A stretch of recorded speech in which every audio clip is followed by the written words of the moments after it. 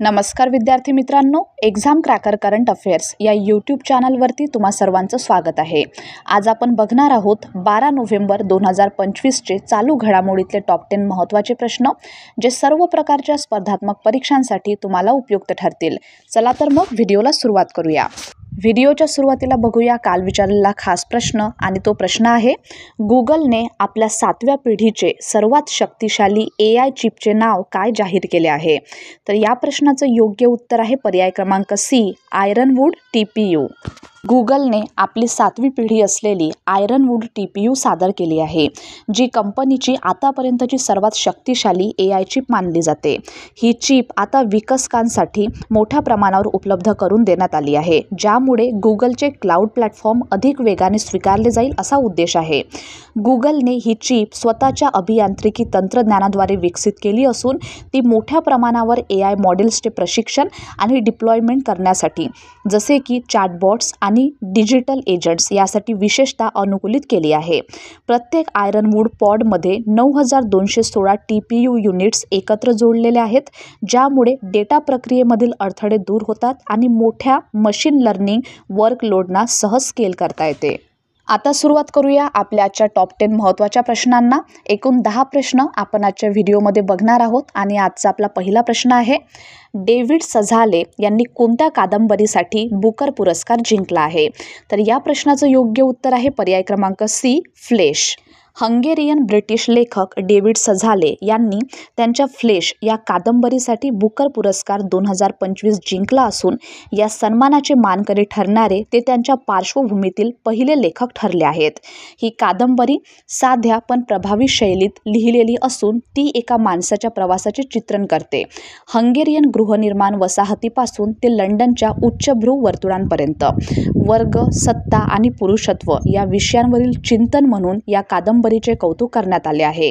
या विजयामुळे सझाले यांना $50,000चे बक्षीस आणि आंतरराष्ट्रीय साहित्यिक कीर्ती प्राप्त झाली आहे। या विजयामुळे सझाले यांना 50,000चे बक्षीस आणि आंतरराष्ट्रीय साहित्यिक कीर्ती प्राप्त झाली आहे। प्रश्न दुसरा, सर्व जिल्ह्यांमध्ये वृद्धाश्रम उभारण्याची योजना कोणत्या राज्य सरकारने जाहीर केली आहे? तर या प्रश्नाचं योग्य उत्तर आहे पर्याय क्रमांक B, नागालँड सरकार। सल्लागार वांगपांग कोन्याक यांनी नागालँडमधील सर्व जिल्ह्यांमध्ये ज्येष्ठ नागरिकांसाठी वृद्धाश्रम उभारण्याची योजना जाहीर केली आहे। या उपक्रमाचा उद्देश समाजातील दुर्बल वयोवृद्ध लोकांच्या कल्याण, पोषण आणि संरक्षणावर लक्ष केंद्रित करणे असा आहे। ही योजना विद्यमान ज्येष्ठ नागरिक पेन्शन योजना, एल्डरली हेल्पलाईन आणि चॅरिटी केअर उपक्रमांद्वारे समर्थित केली जाईल। तिसरा प्रश्न आहे, UIDAIने अनिवार्य बायोमेट्रिक अद्ययावत उपक्रमासाठी कोणत्या संस्थेशी भागीदारी केली आहे? याचं योग्य उत्तर आहे पर्याय क्रमांक B, म्हणजेच BIT, BIT याचं लॉंग फॉर्म आहे बिहेवियरल इन्साइट्स लिमिटेड। UIDAI म्हणजेच भारतीय विशिष्ट ओळख प्राधिकरण यांनी बिहेवियरल इन्साइट्स लिमिटेड या संस्थेशी भागीदारी केली आहे, ज्यामार्फत 5 आणि 15 वर्षांच्या मुलासाठी अनिवार्य बायोमेट्रिक अद्ययावत यांचा स्वीकार वाढवण्याचा उद्देश आहे। या उपक्रमाचा हेतू वर्तनात्मक, तांत्रिक आणि जागरूकतेच्या अडथळ्यांवर मात करणे हा असून त्यासाठी विशेष वर्धनाधारित उपाययोजना राबविण्यात येणार आहेत। शुल्क माफी जाहीर केल्यानंतर UIDAI आता मुलांशी संबंधित सेवा आणि लाभ यांचा अखंडित प्रवेश सुनिश्चित करण्यासाठी वेळेवर आधार अद्ययावत करण्यावर भर देत आहे। चौथा प्रश्न, BSF ट्रॅकर कुत्री बबिताला कोणता पुरस्कार प्राप्त झाला? तर याचं बरोबर उत्तर आहे पर्याय क्रमांक B, नॅशनल K9 ब्रेव्हरी पुरस्कार 2025।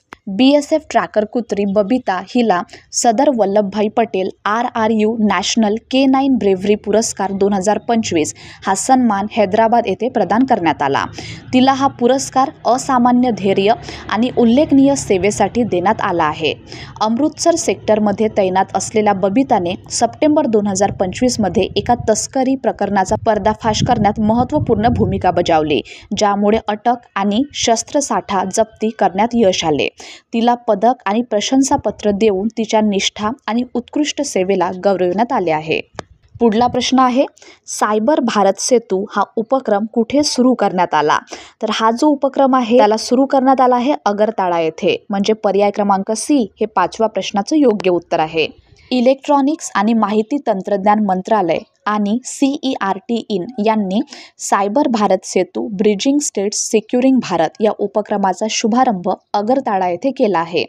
हा उपक्रम भारतातील सायबर लवचिकता वाढविण्याच्या उद्देशाने राबविण्यात आला आहे. 11 ते 12 नोव्हेंबर 2025 दरम्यान झालेल्या या 2 दिवसीय कार्यशाळेत शासकीय अधिकारी, पोलीस अधिकारी आणि विद्यार्थ्यांना सायबर सुरक्षा सराव, प्रत्यक्ष प्रशिक्षण आणि आभासी सायबर हल्ल्यांच्या परिस्थितींवरील उपाययोजना शिकवण्यात आल्या आहेत. या उपक्रमाचा उद्देश देशभरात सायबर क्षमता, नवोपक्रम आणि डिजिटल धोके रोखण्यासाठी सक्रिय संरक्षण धोरणांची निर्मिती करणे हा आहे. 6वा प्रश्न आहे, COP32 2027 परिषद कोणत्या देशात आयोजित केली जाणार आहे? तर या प्रश्नाचं योग्य उत्तर आहे पर्याय क्रमांक B, इथिओपिया.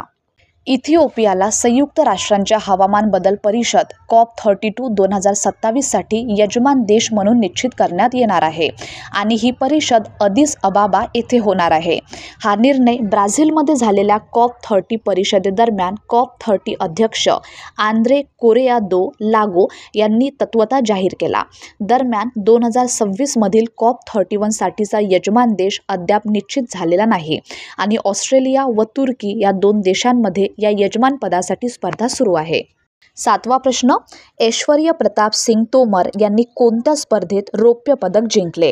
तर 7व्या प्रश्नाचं योग्य उत्तर आहे पर्याय क्रमांक B, ISSF विश्व अजिंक्यपद स्पर्धा.